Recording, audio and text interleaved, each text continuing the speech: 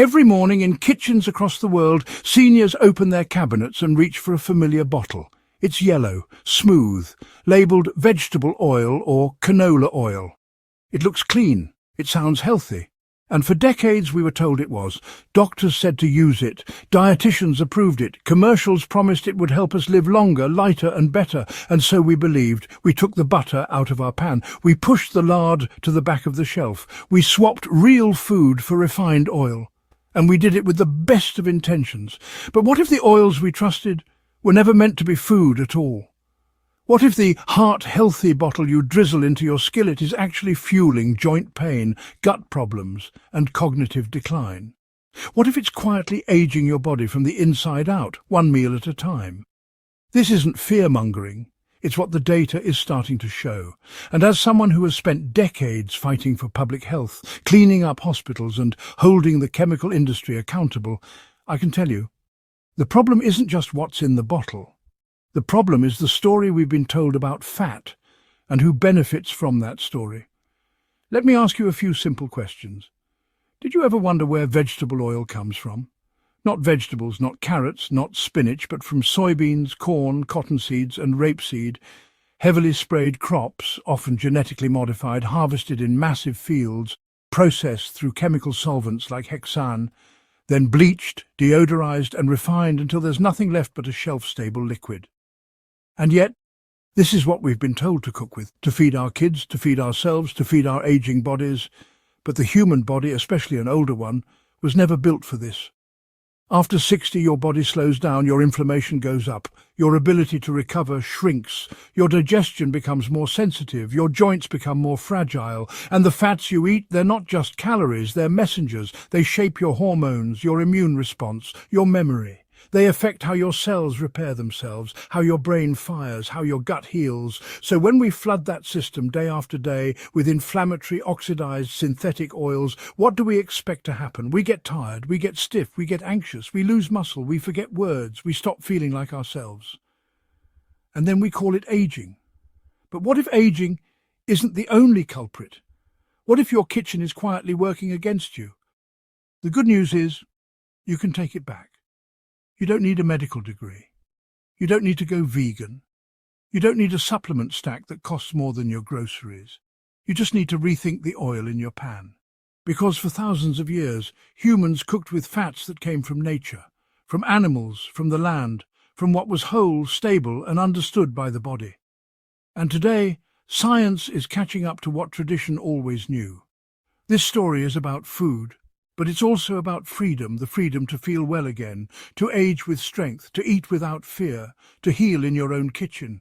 So if you're over 60 and feeling like your body just isn't bouncing back like it used to, stay with me, because what you're about to learn might change how you cook and how you age. He was a rule follower, one of those people who did everything the doctors told him to do.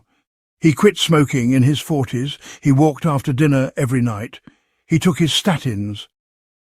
And when the health magazines and television experts said that butter was dangerous, he didn't question it. He swapped it for margarine, started using canola oil instead of bacon grease, cut the fat off his steak, bought low-fat everything from yogurt to peanut butter because they said fat was the enemy, and he believed them. By the time he turned 65, he had spent nearly 3 decades eating the heart-healthy way. But his body told a different story. He was tired all the time. His joints ached, especially in the morning. He was gaining weight around his belly, even though his portions were smaller than ever. His digestion was unpredictable, bloating after meals, acid reflux, bouts of constipation.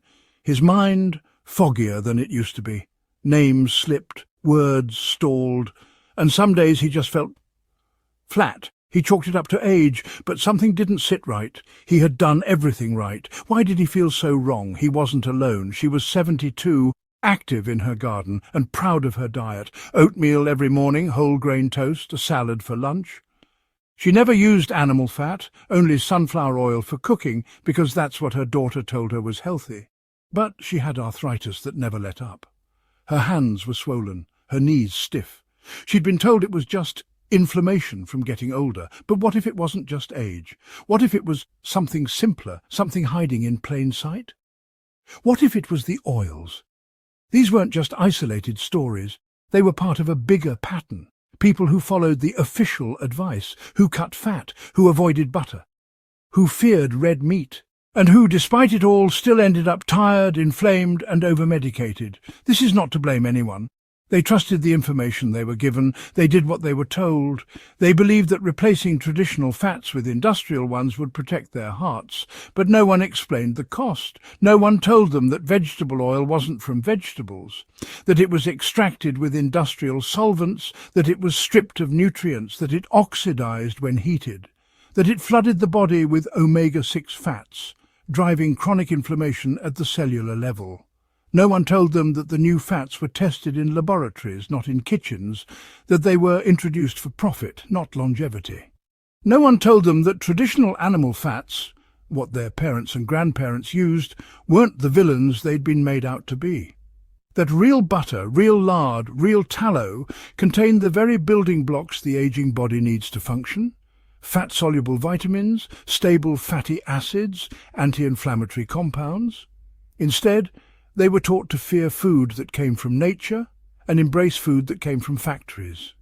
And now we're seeing the results. Not just in lab numbers, but in lives. In the tired eyes of a senior who's just trying to get through the day. In the sore joints of someone who used to hike but now needs help getting out of the car. In the long lists of medications that never quite fix the underlying problem. Something isn't working. And it's not just aging.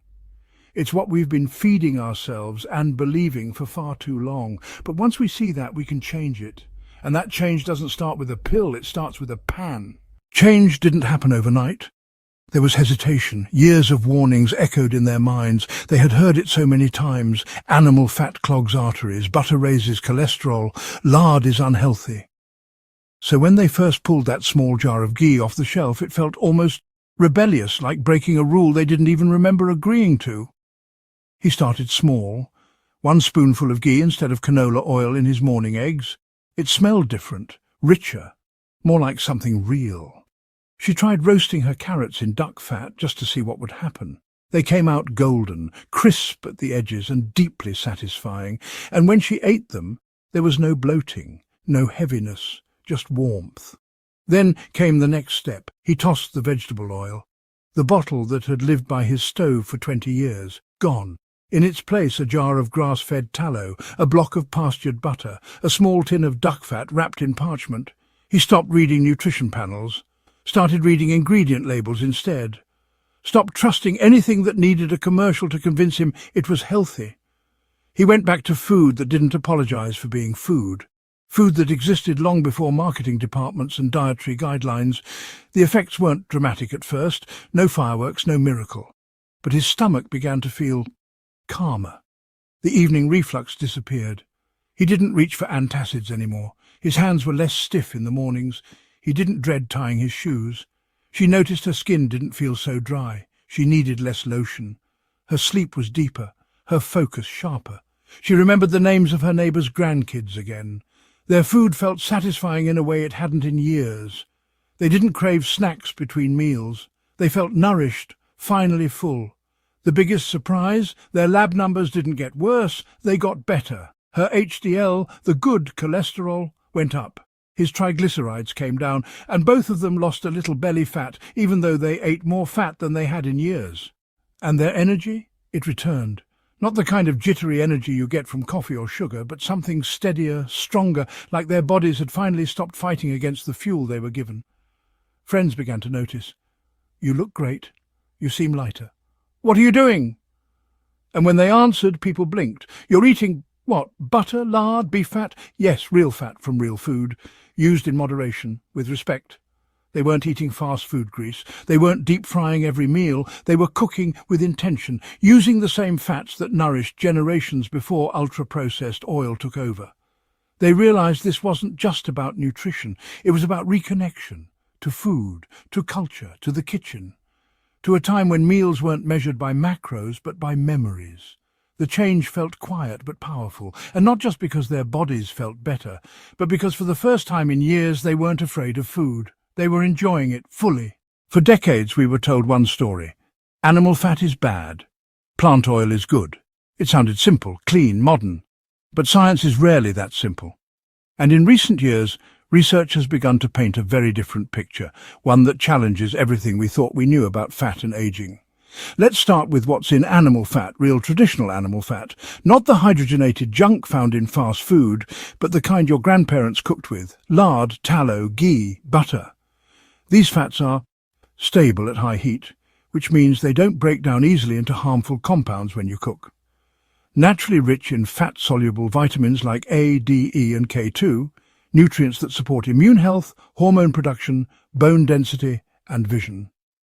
Carriers of anti-inflammatory compounds like CLA, conjugated linoleic acid, which has been shown in studies to support muscle mass and metabolic health. Sources of cholesterol, yes, but cholesterol is not a villain. It's a building block for every cell in your body and especially important for maintaining brain function and hormone balance in older adults. Compare that to most seed oils like soybean, corn and canola oil. They are high in omega-6 fatty acids, which are pro-inflammatory in excess. They are often chemically extracted using solvents like hexane. They are devoid of natural antioxidants and nutrients, stripped during processing. They oxidize easily, especially when exposed to light, heat and air, forming byproducts that damage cells and burden the liver. Aging bodies are more sensitive to these effects. Your liver works slower, your arteries are less elastic, your immune system takes longer to respond, your gut lining is more vulnerable to irritation, and your brain, made largely of fat, requires steady, high-quality fats to maintain clarity and function, so the fats you eat matter more than ever.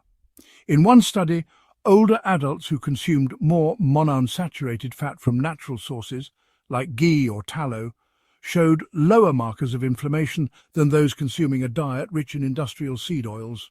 In another, replacing seed oils with saturated fats improved cholesterol profiles, lowered triglycerides and increased HDL, the so-called good cholesterol. Ghee specifically contains butyrate, a short-chain fatty acid known to support gut health and reduce colon inflammation. Butyrate is also a primary fuel source for the cells lining your intestines.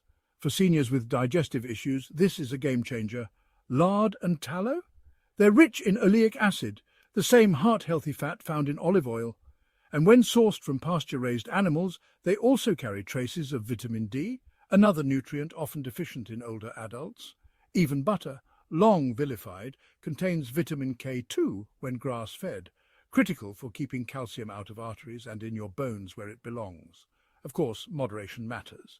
No one is suggesting you drown every meal in fat. But the type of fat and the source matters far more than most people realize. The truth is, traditional animal fats aren't inherently dangerous. They're functional. They're recognizable by the body. They've been part of the human diet for millennia. What's new, what's untested in the context of aging, is the seed oil revolution, the chemical refining, the industrial scale, the assumption that factory-made oils are automatically better just because they're plant-based. But aging is not the time to gamble on what's new. It's the time to return to what works. When we restore real fat to our diets, gently, intentionally, we support more than nutrition. We support joint comfort, hormonal resilience, cognitive sharpness, stable energy, digestive strength, and most of all, we reclaim control over what we eat, over how we feel, and over the story we've been told about food and aging, because the science is evolving and so should we. He no longer feared fat, not because he rebelled, not because he wanted to make a point, but because he had learned to listen to his body, to his history, to the truth buried beneath decades of noise. And that truth was simple. He felt better, not just in his stomach, but in his knees, in his mind, in the quiet hours of the afternoon when he no longer needed a nap just to make it to dinner, in the morning light when his joints weren't yelling at him as he reached for his socks. He didn't feel young. He felt clear, present, steady, and that was more than enough. He started to notice the patterns in people around him, friends on 5, 6, even 10 medications, still struggling with inflammation, fatigue and weight they couldn't lose, all while cooking every meal in the same bottle of vegetable oil they had trusted for years. He wanted to say something, not to shame, not to argue, but to invite. To say there's another way, a way back to the foods that carried generations, that nourished soldiers and mothers and farmers and children. A way back to flavour, satiety and health without fear. Because aging shouldn't be about decline, it should be about becoming more rooted, more intuitive, more powerful in the quiet wisdom of knowing what truly supports you. That's what real food does. It doesn't fix everything, but it gives your body the tools to heal, to fight inflammation, to absorb nutrients, to move more freely, to rest more deeply. And that's something every senior deserves, not just the wealthy, not just the informed, everyone. But to get there, we have to unlearn. We have to stop believing that food in a bottle with a heart on it is automatically heart healthy. We have to stop assuming that anything labelled plant-based is better. We have to look beyond the marketing and into the biology of what our bodies need, especially as they age. Because what worked at the 30th of May not work at 70. What you could get away with at 45 might cause inflammation at 65. And what you believe about fat might be holding you back from feeling your best. So here's the invitation. Look in your kitchen. What oils are you using every day? What fats are hiding in your pantry, in your sauces, in your snacks? Start there. Swap one bottle, bring in one jar of ghee, try cooking with lard just once, taste the difference, feel the difference. This isn't about going backward, it's about moving forward, with honesty, with simplicity, with respect for your body and its wisdom. Because aging isn't the enemy, losing strength isn't inevitable, and healing isn't out of reach.